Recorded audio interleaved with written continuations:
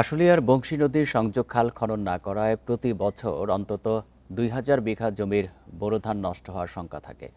বর্ষায় টানা বৃষ্টি এবং জোয়ারের পানিতে আধা পাকা ধান তুলিয়ে ক্ষতির মুখে পড়তে হয় কৃষকের।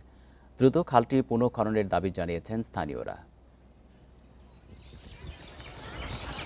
ক্ষেত ভরা আধা পাকা ধানের চিত্র আশুলিয়ার কলতাসতিতে। পুরোপুরি পাকতে দিন কয়েক সময় লাগবে।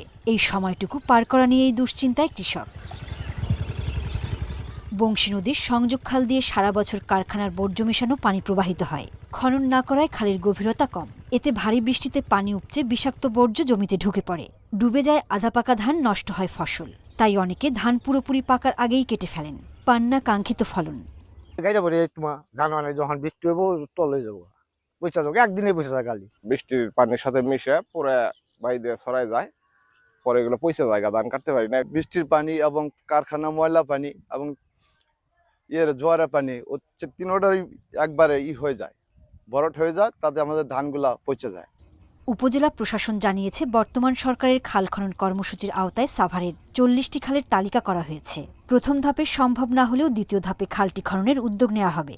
প্রথম পর্যায়ে খনন করা সম্ভব হবে না, কিন্তু আমরা দ্বিতীয় পর্যায়ে আশা করছি অতি দ্রুতই এই খালটি খনন করতে পারবো। এর মাধ্যমে আমাদের কৃষকরা তাদের কৃষিকাজে এই খালের পানি ব্যবহার করতে পারবেন। কলতাসতি এলাকায় বংশী নদীর সংযোগ খালের দুই পাশে অন্তত ২,০০০ বিঘা কৃষি জমিতে বোরো আবাদ হয়। Independent news.